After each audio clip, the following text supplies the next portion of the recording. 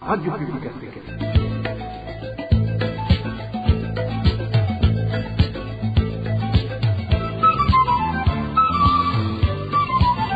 Radio Publique Africaine.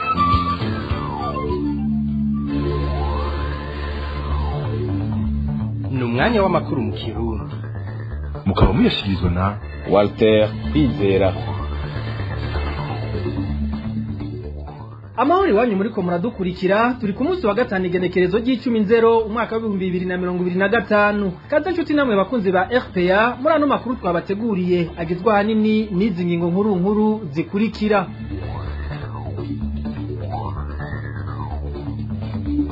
Urongoye komine Mabanda yoba ari karagurisha mu manyanga ibibanza vya leta ku nyungu ziwe bwite. Bivurwa n'abanyagihugu arongoye basaba ubushikiranganje bw'intwaro yo hagati mu gihugu guhagarika vuba bwango ubwo busuma bunyomoje buriko burakorwa n'iyo ndongozi. Imiryango irenga 500 yo ku mutumba Gabaniro mu ntara ya Rumonge iri mu kangaratete nyuma y'aho amazu yayo be n'imirima bihomokeye. Muri kino gihe batunzwa no gusegerereza bagasaba leta kubagarukirako ikabaronsa aho bakika umusaya be naho bashobora kurimira ibibatunga. Muraza kubikurikira muri ano makuru kandi turaza no kubumvisha imyidogo y'abanywesha igitoro ku mapompo bagiriza abajejwe kugitanga kuzirika iminzane bakabaha igitoro kidakwiye. Nayo nkuko bisanzwe ku misi yose ya gatanu igice cya kabiri cy'ano makuru cyahariwe ikiganiro dukingira ibidukikije. Uyu munsi tukaba tubayagira kubijanye n'iropora ry'umucanga n'amabuye mu nduzi zo mu gisagara ca Bujumbura bibandanya kubangamira ibidukikije. Aya n'ayandi ni mukanya isase, ndabaramutse nongere ndabahe n'ikaze mwidoni.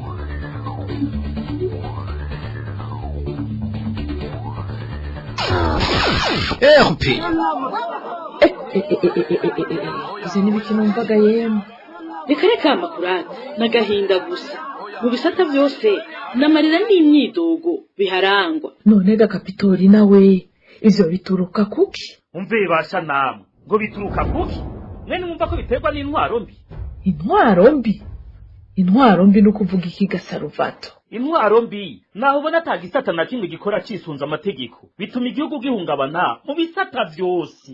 Makura hajya wumva bavuga ko nyakwigendera Perezida Nkurunziza yagandaguwe ahawe isumu n'abamusubiriye ubutungane ntibugire ico bubikorako. Umugwiza atunga Jackson Simbananiye batazira kirahwata akagandagurwa kakaba kamizwe n'ingoma n'uruhara yagize mu rugamba rwa CNDD-FDD. Umumenyesha makuru Sandra Muhoza apfunzwa ziriki. Muganga Christophe Sahabo amaze imyaka 2 mu munyororo atarubanza rumwagira azira umunoho wakagwi k'abategetsi. Ivyo byose bituma ata muntu n'umwe asubira kwizera ubutungane. Emwe sivyo gusa warumvise bavuga rugomero rwo ku mpanda rwanyuruje imiliyaridi 54 zari kugubaka zikagabugwa n'akagwi k'abategetsi. Umukuru w'igihugu Ndayishimiye yavugwamwo bikarangira hagaritse amatoza kuri iyo dosi. Bibuke ya miliyoni 120 y'amadolari yanyurujwe n'ishiramwe Prestige mu rudandazwa rw'ibitoro. Havugwamwo n'umutambukanyi w'umukuru w'igihugu Angeline. Ubusuma mu gisata c'ubutare ivyo byose bituma haza ubukene, ubushomeri, ubukene bw'imiti, tutibaga icikagurika ry'umuyaga nkuba, ubukene bw'amazi, isukari, igitoro coco. Emwe twarumiwe. Ndatahuye bayo. Ivyo byose bigasonga igusibe n'ubusuma bwama bwibonekeza igihe cyose amatora ageze. Bisigura ko twama dutwagwa nabo tutitoreye. Ubu rero ndabonye igituma ibi byose bitigera bitoreka umuti.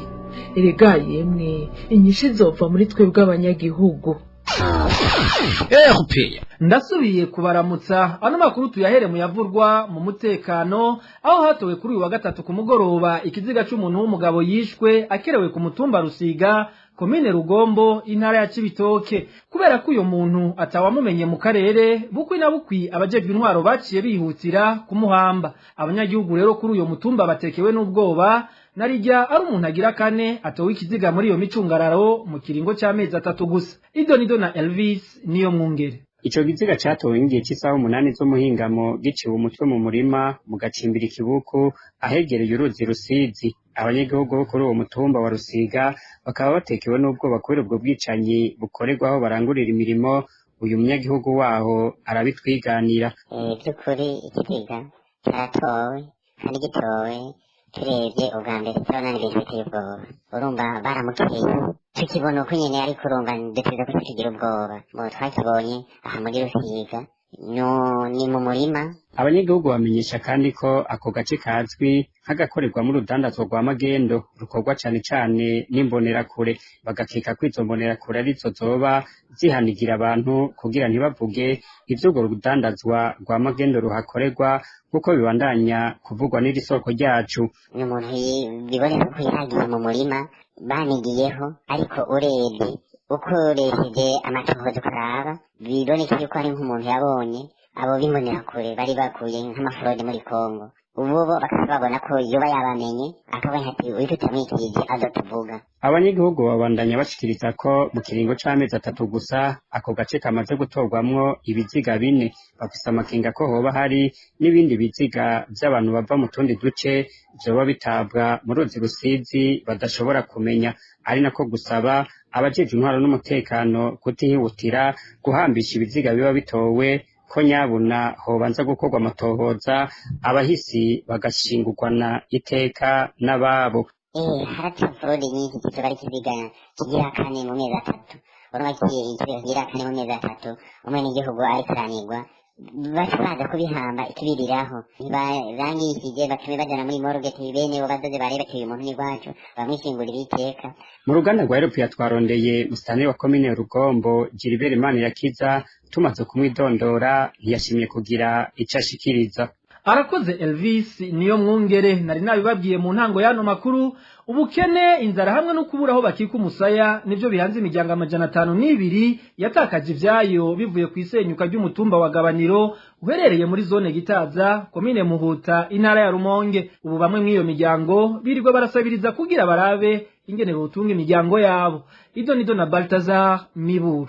Abo banyagihugu bagizwe n'imiryango 502 ivyabo vyahitanywe n'isenyuka ry'umusozi wa Gabaniro bavuga ko bugarijwe n'inzara hamwe n'ubukene butagira izina. Uwo musozi ukaba wasidutse kubera imvura yaguye mu kwezi kwa 4 umwaka uheze w'2024, nk'uko bishikirizwa n'umwe mw'abo banyagihugu kuva bakuwe ahantu bari begeranijwe ku mashuri yo muri zone Gitaza, bahawe amafaranga yo gupanga y'amezi 4 gusa. Isoko ryacu rya RPA rivuga ko kuva mu kwezi k'8 batasubiriye kubaha amafaranga yo gupanga. Ubu ngo bakaba birirwa barayerera barondera aho basaba indaro. Barayumvira muri mihana ho bazindaro abandi barapanze kuva mu kwezi k'8 ntibasubiye kubona kubafasha n'ikintu na kimwe. Uyu bose barayimenya hanyuma baza gucikiraka.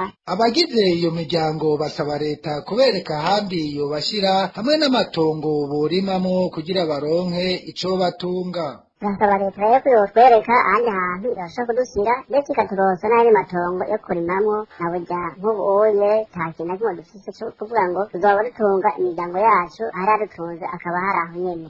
Iryo soko ryacu rimenyesha yuko iyo babonye imvura ikuvye amaganya aba menshi kuko batagira aho bakika umusaya. Eka ngo n'abana bari ku mashure bishwa n'amaganya y'imvura igiye kugwa bivuye ku vyo babonye mu gihe uwo musozi wasiduka ugahitana abantu n'ibintu. N'amagorwa dufise n'ayandi nuko tudafise n'aho dukika umusaya, ndetse n'ibibondo vyacu vyiga umutima uhagaze mu gihe bumvise imvura. Abanyeshuri baca basohoka bakava mu mashure bakibaza ati yamara uruzi rushako canke wa musozi kongera ukaza kwara. Mu ruganda rwa RPA twarondeye umushikiranganji wo gufatana mu nda Imerde Sabushimike kugira tumubaze igikiye gukorwa kuri abo banyagihugu bitabariza, ariko telefone yiwe yahamagara hakabura uwuyitaba. Arakoze Baltazar Miburo. Mu bijanye n'intwari ibereye naho ishiramwe Prestige ryeguriwe na leta urudandazwa rw'ibitoro rirayinyanyura ibiciro by'isoko mpuzamakungu ry'igitoro rikishingira ibiciro vyaryo bwite. Ivyo bibonekera mu matohoza iradio RPA yakoze, aho vyagaragaye ko mu kwezi kwa 5 k'umwaka uheze ishiramwe Prestige ryinjije ibitoro ku giciro c'amadolari 790 kuco bita metre tonne, kandi ku isoko mpuzamakungu metre tonne yagurwa ico gihe amadolari 590. Amakuru dukura mu bushikiranganje bw'ikigega ca leta amenyesha ko Prestige n'abayifasha bivye leta amadolari 200 kuri metre tonne, ayibwe yose hamwe akabangana n'imiliyoni 9 z'amadolari y'abanyamerika. Inkuru ya Josiane Muzaneza. Amakuru dukura mu bushikiranganje bw'ikigega ca leta yerekana ko mu kwezi kwa gatanu k'umwaka uheze ishiramwe Prestige umukenyezi wa Ndayishimiye afise nk'umutahe yahawe na leta y'u Burundi isoko ryo kwinjiza ibitoro. Iryo naryo yari ry'amaritiro miliyoni 45 za mazut hamwe n'amaritiro miliyoni 60 za essence. Ishiramwe Prestige ryaciye risinyiranira ico gihe amasezerano n'amashirahamwe abiri Dubai mu bigobe vy'Abarabu Emirats Arabes Unis mu Gifaransa. Nyuma y'ayo masezerano ngo hoba haciye haba mu mayeri menshi ukuvuguruza ku bushaka ayo masezerano ico bita amendement du contrat. Muri uko kuvuguruza amasezerano rero niho habereye amanyanga agamije gusahura leta y'u Burundi no kunaniza abarundi mu biciro. Kukaba nkako mu gihe kw'isoko mpuzamakungu ico bita metric tonne yagugwa amadolari 590 y'abanyamerika, Prestige nayo amashirahamwe baciye baduza ko amadolari 200 baca bishingira igiciro mpuzamakungu c'amadolari 790. Abakora mu kigega ca leta basigura ko kuri iryo soko ryonyene ishiramwe Prestige ryasahuye ikigega ca leta imiliyoni 9 z'amadolari y'abanyamerika. Umuntu afatiye kuri za megatoni ibihumbi 45 vya essence leta yari yatumye ishiramwe Prestige. Izo miliyoni 9 z'amadolari y'abanyamerika zikaba zingana n'amafaranga imiliyaridi zirenga 500 y'amarundi yasahuwe n'ishiramwe Prestige rifashijwe n'abarishigikiye mu butegetsi, nukuvuga umukuru w'igihugu Evariste Ndayishimiye wenye n'ubwiwe, ubutwara urwego rw'iperereza General Ildefonse Habarurema, umunyamabanga mwishikira kwa president General Aloise Sindayihebura, tutibagiye Angelina Ndayubaha umukenyezi w'umukuru w'igihugu. Mu makuru yacu yo kuwa mbere tuzobabwira uko ishiramwe Prestige ryitwariwe mu butungane mu gihugu ca Tanzania kubera yandi manyanga rikora muri ico gisatanye n'icigitoro. Josiane Muzaneza arakenuye. Tukivuganye n'ibijanye n'ubusuma bukorwa mu gisata c'igitoro, bamwe mu banyagihugu bafise ingendeshwa baranegura ubusuma bumaze iminsi bukorwa n'abakorera ku masitasiyo atandukanye yo mu gisagara ca Bujumbura mu gihe haba habonetse igitoro. Abo banyagihugu basigura ko ubwo busuma bubonekera mu itangwa ry'igitoro kijyakuye ku mapomo bagereranije n'igitoro baba barihiye. Idonido na Eric Niyonzima. Iyo igitoro kibonetse ku masitasiyo yo mu gisagara ca Bujumbura harahibonekeza amanyanga akorerwa ku mapomo akozwe n'abakozi b'ayo masitasiyo. Ivyo bivugwa na bamwe mu banyagihugu basigura ko igitoro baba baguze atari co bahabwa. Uyu munyagihugu arabisigura. Amasitasiyo ariko yiba ku buryo ugiye kuzuza imodoka ibiciro 50 usanga bariko banga ibiciro 45, ugasanga rero urishe amafaranga menshi gusumba igitoro wanyoye. Babigirira indani mu mashini niho babiregerera. Abo banyagihugu bamenyesha kandi ko muri kino gihe igitoro kiboneka gake n'isuzumwa ryahora rikorwa ku masitasiyo ritakiba, ibiheza bigatuma bibwa atacamira. Igisata ca BBN cahora kiza kigafasha mu gukontorora amasitasiyo, kandi kigaca mu gisagara ca Bujumbura gikontorora amasitasiyo ingene anywesha. Hariho isitasiyo nyinshi baba basanga ziba abanyagihugu bakazugara, ariko muri no minsi hoho barengeje ubusuma bwasaze kubera bazi yuko igitoro kije kica kirara giheze ababa bagikeneye baba ari benshi. Turasavye vrema baze barashika ku masitasiyo kuburyo igitoro nticogira kubura ngo hama twongere twibwe. Abo banyagihugu basaba ikigo ca leta BBN gusubira kugira isekeza ku masitasiyo yose atanga igitoro kugira amanyanga akorerwa agwanywe.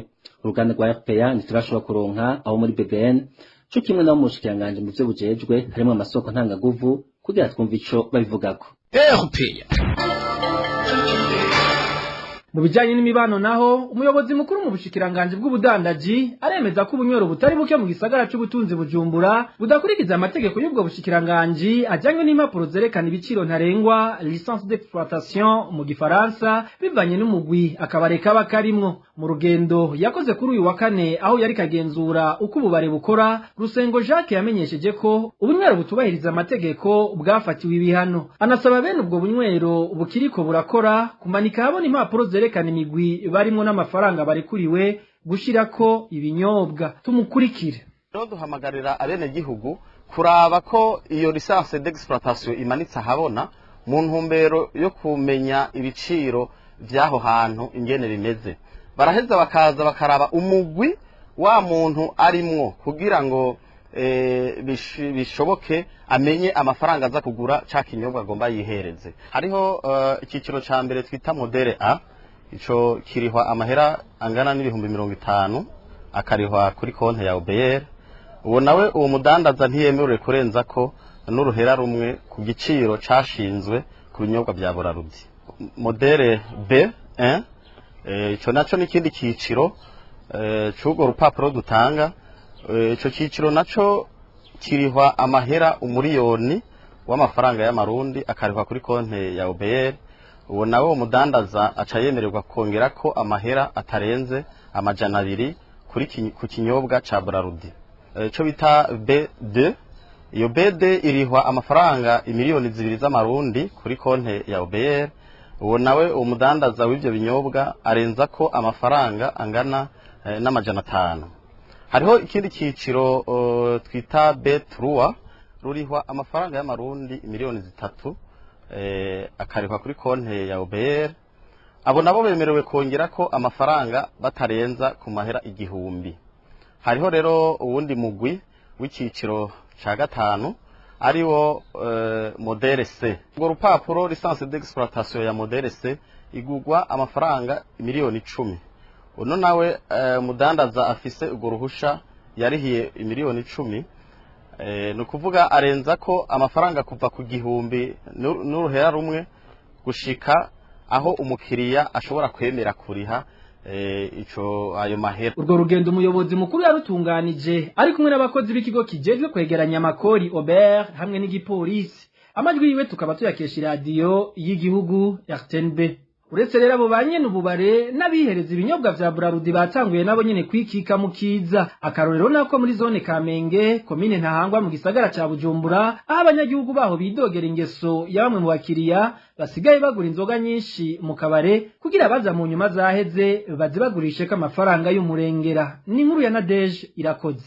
Ikena ry'ibinyobwa vya Brarudi mu gihugu ririko rituma bamwe mu banyagihugu bo mu gisagara ca Bujumbura bikika mu kiza mu kuvyungukiramwo amafaranga y'umurengera. Abanyagihugu batanga karorero ko muri zone Kamenge muri komine Ntahangwa aho bamwe mu bakiriya bagura inzoga nyinshi mu kabare mu ntumbero yo kuzunguka ko amafaranga 4,000 canke arenga ku icupa babanje kuzigurisha ku bandi bakiriya basanze ziheze. Uyu munyagihugu aravuga ko we bimaze kumubako incuro zishika 2.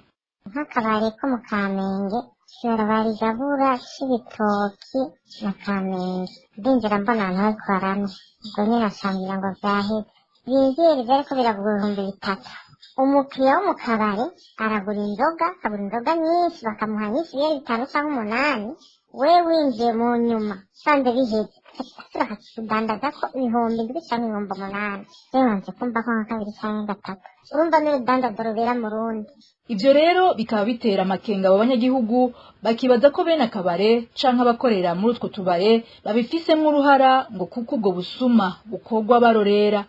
Ko ndabibona nibaza ko ari ubujanja bene akabari baba babitse kuko nta muntu yoza akakubwira ko yicaye ngaho agomba n'inzoga agashobora kuriha 8,000 ari wenyine umuseriveri akamutondeka amacupa 8 imbere bazi ko ari mwibura ry'inzoga nk'iri. Tanguye kwibaza yuko ahubwo bari nk'umugambi canke abari barya nyene baba basanze abaseriveri bahajyanye baja mu bakiriya kabigira kuko ntivyumvikana umuntu yotanga iyo bingana gutyo canke amstel zingana gutyo n'ubukene. Uwo muntu ukunda business yawe y'akabari uba ukeneye ko abakiriya bawe kubaronka kamwe. Abo banyagihugu bo muri zone Kamenge basaba abajejwe intwaro gukurikiranira hafi ico kibazo bagatesha abo bose bashaka kungukira ku bandi bikitse inyuma y'ubukene bw'ivyo binyobwa. Bakongera bagasaba leta hamwe n'ishiramwe rihingura ivyo binyobwa Brarudi gutorera umuti urama ico kibazo ibinyobwa bigasubira kuboneka. Nadege Irakoze. Abanyagihugu bo muri komine Mabanda y'intara ya Makamba baratabaza basaba ubushikiranganji bw'intwaro yo hagati mu gihugu gukurikiranira hafi ubusuma bw'amatongo ubunyomoje buriko bukorwa n'uramutswa iyo komine. Ni mu gihe bivugwa ko iyo ndongozi gisibije mu kugurisha ibibanza vya leta atawigishije inama kandi n'amafaranga avuyemwo ikayacisha ku wepfo. Ido ndo na Innocent Valentin singira nkabo. Takira zaraza yeshikanu shirabiri Izo parcelle ziriko zigurishwa amafaranga ari hagati y'imiliyoni 10 na 15 ni izegukira komine Mabanda nkuko amakuru dukura muri bamwe mu banyagihugu bahaba. Izo parcelle zoba ziriko zigurishwa n'urongoye iyo komine amafaranga akuyemwo akayashira ku wepfo. Rino soko ryacu riravyigana aho rinavuga ibice birimwo izo parcelle ziriko ziragurishwa. Domo turasambura ariko bakasera ya komine abantu bose bahamagaye kugaye amaparcelle pasera rero tuba bita komine y'amanone tuzidandariza ayo mahera ni komine tuyegerayo. Uretse ayo maparisera ngo uyu mutware ngo araniha ububasha bwo kudandaza ibibanza bimwe bimwe bikorerwamwo imirimo itandukanye ndetse n'ahahoze ubwiherero rusangi akaba ngo yarahatanze nk'uko rino soko ryacu ribandanya rivyigana. Umukomite ko bandaye wewe ufite asani ntawe ubuzi ibintu byose bagomba kwegera komine bitwarwe nyene kuko nk'ubu bafashe ahantu hari n'amamashini bigore n'ubundi bukire bw'abantu hariho toilette publique abantu babifashisha barayibomora badahashisha barabara bijiwe. Mu yandi matongo ya komine uyo mutware yagirizwa kwihagira akanayagurisha harimwo n'ikibuga c'umupira w'amaguru caho mu Mabanda. Abanyagihugu baho bagatangazwa n'uko ivyo vyose bikorwa atacamira. Naho yafashe ikibuga yubaka ku kibuga babanza kubicishikanirizwa ngo bitware amazi kumbe bagomba kuntu bahubaka aho hantu ikibuga ca football ca komine Mabanda cyubatswe na komine none bahariye ubu nta n'uworonka ushira n'agaterino hagiye guhiga mu mbavu z'ikibuga akamara amazi n'ibintu biteye isoni n'imbere y'ibiro hose hanariwe hahora ibiro vya komine. Muri kino gihe abanyagihugu baho mu Mabanda basaba ubushikiranganji bw'intore yo hagati mu gihugu iyo ndongozi itwarirwamwo kuhishikira bugahagarika ayo manyanga n'ubwo bunyonyezi ndetse uyo mutware agashengezwa imbere y'ubutungane. Kuri ayo makenga uruganda rwa RPA rwarondeye Jean Berry Hatungimana atungwa agatoke n'abarongoye ariko ntaco yashimye gushikiriza. Twanarondeye buramatari w'intara ya Makamba Tantine Nshuti na Magara cyo kimwe na Martin Niteretse aramutswa ubushikiranganji bw'intore yo hagati mu gihugu ariko turabakena. Arakoze Innocent Valentin singira nkabo mu bijanye n'uburimyi naho ikigo Anagesa cyaratanguye kugurisha ku badandaza intete z'ibigori cyari cegeranije mu banyagihugu. Mwitangazo ico kigo cyasohoye kuri uyu wa 8/0 umwaka wa 2025 cyamenyesheje ko abadandaza bifuza kugura izo ntete bazotangura kuzigura guhera ku igenekerezo g'9/0 umwaka wa 2025 kuva ku isaha 2 z'agatondo kugeza isaha 9 z'umuhingamo ku kiguzi c'ibihumbi 2300 y'amarundi. Ni mu gihe abanyagihugu bahaye ivyo bigori Anagesa bidoga bavuga ko baronkejwe indwi zibiri gusa ngo babe begeranije uburyo bwo kugura izo ntete z'ibigori naho nyene bakabagenera ibiro batarenza no kuvuga ibiro 25 gusa. Tumira amategato dutandukira igice cya kabiri cyano makuru. Uyu rero ni wa mwanya wahariwe ikiganiro dukingira ibidukikije. Uyu munsi tukarabira hamwe ukungena ibikorwa byo kuropora mu nzuzi zo mu gisagara ca Bujumbura biriko birabangamira ibidukikije biturutse ku kuntu bikorwa amategeko adakurikijwe. Kino kiganiro mugishikirizwa na Eloge Divin Remesha. Dukingira ibidukikije. Dukingira ibidukikije ni ikiganiro gihamagarira abanyagihugu bose bisata bitandukanye kumenya ko ibidukikije ari byo soko ry'iterambere n'amagara meza ku bantu no ku binyabuzima. Ikiganiro dukingira ibidukikije mugitegurirwa mukagishikirizwa na Radio Publique Africaine ijwi ry'abanyagihugu.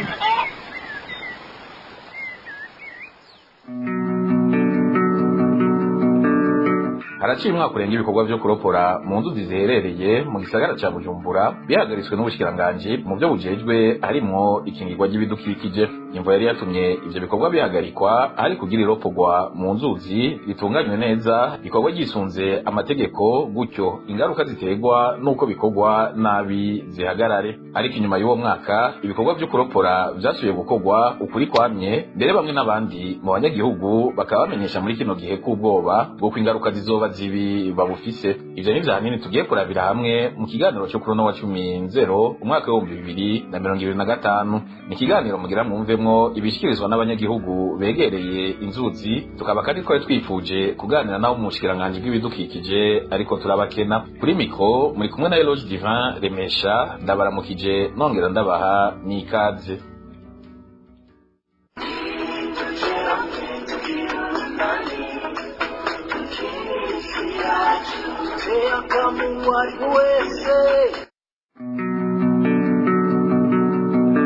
Nshuti bakunzi bisamirize RPA ijwi ry'abanyagihugu ndasubiye kubaha ikaze nkuko muhejeje kuvyumva mu ntangamarara za kino kiganiro tugiye kurabira hamwe uko ibikorwa vyo kuropora mu nzuzi ziherereye mu gisagara ca Bujumbura bigenda. Abo twaganiriye mu banyagihugu bamenyesha ko iroporwa ryo mu nzuzi begereye ikorwa nabi hatitaweho ikingirwa ry'ibidukikije. Aba nabegereye inzuzi za Ntahangwa hamwe na Kizingwe. Mu bikorwa byo kuropora mu nzuzi haba aho twegereye ntabwo byifashe neza. Urabona n'abaropozi baropora ariko bashyize n'amabuye afashe ziriya nkombe usanga bariko bayatwara bakaropa amagaziye ku misozi hagashaguma ari grande hakindagurika n'ahantu henshi hakindagurika. Baropora minsi yose guhera ku wa mbere gushika ku wundi wa mbere baropora. Barigeze gufata ingingo y'uko bareka kuropora mugabo benshi baropora binyegeje bakaropora biyivye hariga yuko baropora no mw'ijoro canke ivyo baropoye nk'umusenyi bakavyikorera nko mu masaha y'indwi saa munani saa cenda bakaza guca babitwaye.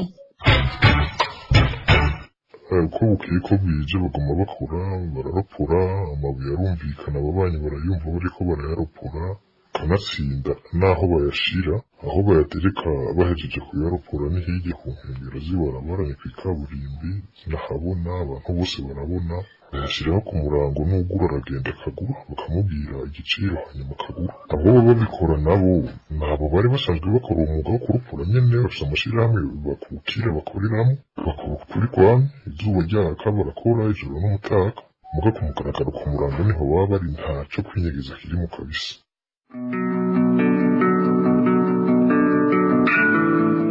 Aho rero bimeze uko abanyagihugu begereye inzuzi babivuga, ubushikiranganje mu byo bujejwe harimwo ikingirwa ry'ibidukikije bwari bwarafashe ingingo yo guhagarika ibikorwa byo kuropora mu nzuzi mu mwaka wa 2023. Ico gihe ubwo bushikiranganje bwavuga ko bubikoze biturutse ku gisabo c'abanyagihugu batabaza ko kuropora gukorwa hatitaweho ikingirwa ry'ibidukikije kwari kubageramiye. Ico gihe ubushikiranganje bwaramutswa Niragira Sanctus. Twaramutse tugendera inzuzi zitandukanye hano mu gisagara ca Bujumbura. Twari twitavye ku kamo twatewe n'abene gihugu aho batubwiye ko hari ibikorwa biriko bikorerwaho kandi babona ko bibangamiye inyubako zabo mbere n'ibidukikije.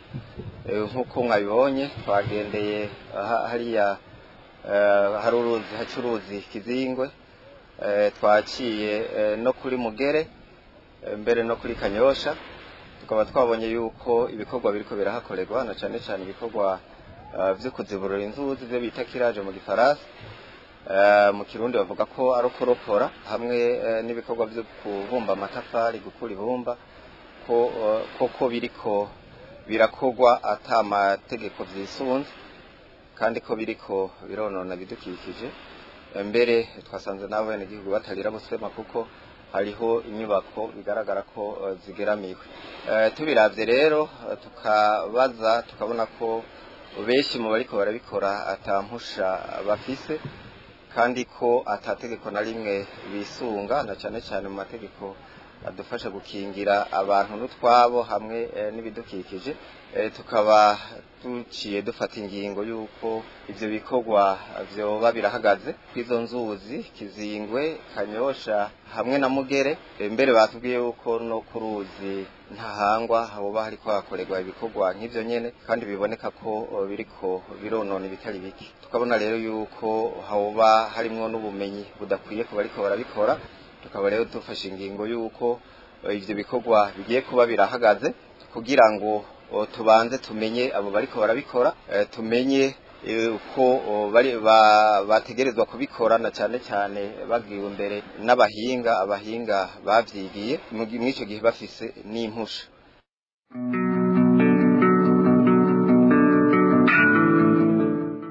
muri kino kiganiro twarifuje kuba turi kumwe n'uramuswa muri kino gihe ubushikiranganji bw'ibidukikije Dodiko Prosper kugira tumubaze icyahavuye gihinduka kugira ngo abarokozi basubire gukora mu buryo bunyuranije n'amategeko, ariko turamukena. Mu banyagihugu twayaze arabatubwiye ko icyatumye hasubira kubaho kuropora hatitaweho amategeko canke ikingwa ry'ibidukikije, ariko kubera ko abari bajeje gucungera ko ivyo bikorwa bidasubira kubabangamira no kubangamira ibidukikije muri rusangi, bamwe muri bo bashize imbere ibiturire. Ibikorwa byo kuropora mu nzuzi byewe hagati mu gisagara ca Bujumbura, by'ukuri izo nzuzi harigeze gusohoka amategeko mu minsi yahera, aho umushikiranganji w'ibidukikije yavuga ko hari ingingo zafashwe zo gukingira ibidukikije, aho zo gukingira imihana ihanamira izo nzuzi, ariko ibyo bintu ntibigeze byubahirizwa na gatoyi. Mbere twaranabonye naho byashika nkabona igipolisi gitembera ku nkengera z'izo nzuzi, ariko naho byari uko nticabuza ko ababandanya barokora mu kajagari babandanya. N'ikimenyamenya iyo biriko biranakorwa hakoreshwa ibiturire mu guhonga abapolisi kugira ngo abo bantu bobo babandanye bicukurira amabuye n'imisenyi n'amagaraviye mu nzuzi. Abantu barakora ivyo ariko ubu n'umunsi ntibiriko biraba bivanye ukuntu bavugana n'abapolisi bakaropora bakaja barahamahera kundwi bakaza bakayatora, kubona bamaze kuba bakorana nabo baropozi bakabemera kimwe n'umurokore nta ngorane ariko amafaranga y'iwaje bakaza kuyatora. Bariko barabaha na bya bintu bidukikije bariko birononekara. uwo munyagihugu yahora abura hari itoborera canke nyene agatinya no kuritobora kubera gutinya umutura ku mutwe butaratamanzura iyo yiteye mu ngundu y'igitoke canke iyo yisakiye mu gisaka, aho naho atari karakinjakinja mu mukenkekenke ukamuha imikoro akabona kwikora mu gahogo. Bakunzi b'isamirizi FPA ijwi ry'abanyagihugu, turacari mu kiganiro dukingire ibidukikije. Turiko turabira hamwe ibijanye n'ibikorwa byo kuropora byasubiriye gukorwa hatitaweho ikingirwa ry'ibidukikije, mu gihe mu mwaka wa 2023 hari hafashwe ingingo ko ivyo bikorwa byohagarikwa mu ntumbero y'uko bitunganywe neza hisunzwe amategeko be n'ikingirwa ry'ibidukikije. Kubona rero intumbero ubushikiranganji bw'ibidukikije bwari bwihaye itaramye, ingaruka ziribonekeza ku banyagihugu, imiryango irahahombera n'ibidukikije bikabangamirwa. Aba banyagihugu baratubwira zimwe mu ngaruka zimaze kwibonekeza. Exemple nk'ubu nk'abantu cyangwa bafise inkingi ku nkengera z'ibintu, niba umunyagihugu mutoya atifashe nibwo yobwira abaropozi taha umunsi wakoze amaharopora nivyo nicyo usanga bariko barashira amajambo mu bitabo vyabo muruza kubera iki baba bafise inguvu z'abantu babashigikiye kugira ngo barotora bakaca bahereza amafaranga b'abantu. Abantu usanga bariko bidoga n'uwasidoga kuko asanga iparasera yabo yari ikomeye kubera baguma baropora bagenda banakagura amabuye nk'ahantu hashaka intuze yashaka inguvu nta bukomezi baba bafise. Niyo amabuye urumva aba yarafashe aho hantu bayanukaguye bayagiye kuyagurisha. Amazu arabangamiwe, si amazu gusa hari n'izindi nyubakwa, hari nk'inyubakwa nini ahanini amabarabara haramera nk'ahanyerera, ingo nyinshi zarasenyutse, imiryango myinshi yarimutse kubera iyo mvo yarabuze ivyabo. Mugabo ibikorwa vyabo vyo kuropora nabo bakabandanya baropora, ubona vyifashe gutyo. Abaganira na FPM mu banyagihugu begeranye n'inzuzi mu gisagara ca Bujumbura babona ko inzego z'igihugu arizo zonyene zishoboye gutunganya neza ibikorwa vyo kuropora bikorwa mu nzuzi, gutyo ntihagire ibibandanya kononekara. Bose hamwe bavuga ko akwiye gushirwa imbere iyubahirizwa ry'amategeko. Igihe twose abanema twose aba leta batanga uburenganzira ko bose baropora hagati na hagati gusa ntibagende mu mbavu. Yego hakabaho kondisiyo canke itegeko rivuga yuko umuntu wese yitwa ko umuropozi asubiye kuropora, itegeko rivuga ati umuropozi wese kibujije kuropora ku nkengera y'uruzi ahantu hegereye imihana baropore base hagati. Igikwiye gukorwa ni uko habaho umugambi w'igihugu wo gukingira ibidukikije gufata izo nzuzi hakiri kare zitarata inzira bagatera ibiti bagakora n'izindi nganda zijejwe gukingira ibidukikije inkengera z'uruzi n'ibindi ariko hakabaho no gukurikirana abo bantu barenga amategeko bizwi barengwa yanditswe ahari n'ivyo none kare barabibona ingo zirasenyuka inyubakwa rusanga amabarabara aragenda urumva n'agahombo kanini cyane ku gihugu igikuru nuko abarundi bomenya tukiga kugira ku mategeko icyo amategeko avuga ukayubahiriza hakaza n'ingingo ziherekeza mbere hagafatwa n'ibihano ku bayarengako kuri leta yari ikwiye guhagarika ibyo bintu iryo cukugwa ry'iyo misenyi n'amagaraviye igikorwa cisuzuma amategeko kugira ngo bakingire bene amazu bene amatongo n'ibidukikije muri rusange kuko uko babandanya kuzisukuramwo imisenyi n'amabuye n'amagaraviye niko habandanya kubimanga niko ibihomoka vyiyongera ejo canke hirya y'ejo bizohitana abantu iyo umuntu umwe apfuye igihugu kiba gihomvye nuko no kuri leta nidutabare nidufashe ihagarariye ingingo yafashe ko kizira ko abantu babandanya gucukura muri izo nzuzi Inonga nshuti bakunzi b'insamirizi RPA ijwi ry'abanyagihugu bene ibiganiro vyayo ikiganiro dukingira ibidukikije cyo kuri no wa 10 umwaka wa 2025 kigarukiye kare ko turabiramwe kungene ibikorwa byo kuropora mu nzuzi zica mu gisagara ca Bujumbura biriko biragenda aho abanyagihugu begeranye n'inzo nzuzi bavuga ko vyasubiye gukorwa kandi ikingirwa ry'ibidukikije n'iyubahirizwa ry'amategeko vyashizwe iruhande nshimira abanyagihugu bemeye kugira ico bashikirije muri kino kiganiro nongera ndabashimira namwe mwese mwaduteze abiri kuva mu ntango gushika aho kigarukiye cyari kiganiro mwariko mushikirizwa na Eloge Divin Remesha David Banture ndabaha isango ku wundi munsi wa gatanu w'indwiza mu kindi kiganiro dukingira ibidukikije mu kukirindira mugira ibihe vyiza cyari kiganiro dukingira ibidukikije ikiganiro mutegurirwa mukagishikirizwa na Radio Publique Africaine ijwi ry'abanyagihugu ku minsi yose ya gatanu.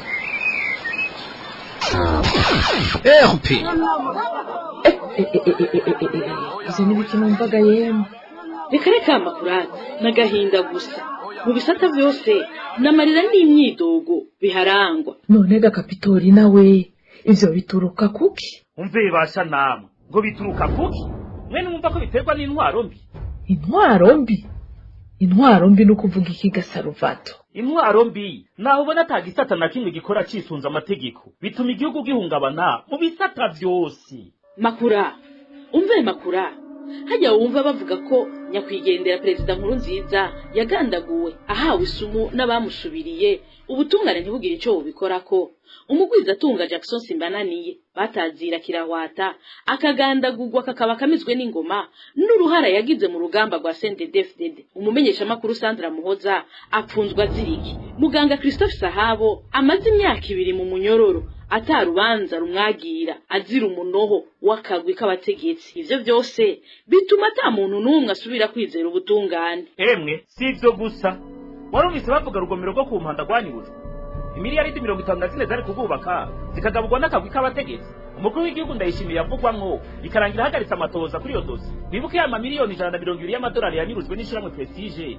mu rudandazwa rw'ibitoro havugwamwo n'umutambukanyi w'umukuru w'igihugu Angeline ubusuma mu gisata c'ubutare ivyo vyose bituma haza ubukene ubushomeri ubukene bw'imiti tutibagiye ikikagurika ry'umuyaga nkuba ubukene bw'amazi isukari igitoro coco emwe twarumiwe yo ndatahuye bayo ivyo byose bigasonga igusibe n'ubusuma bwama bwibonekeza igihe cyose amatora ageze bisigura ko twamado twagwa nabo tutitoreye ubu rero ndabonye igituma ibi byose bitigera bitorerwa umuti erega yemwe inyinshi zova muri twe bw'abanyagihugu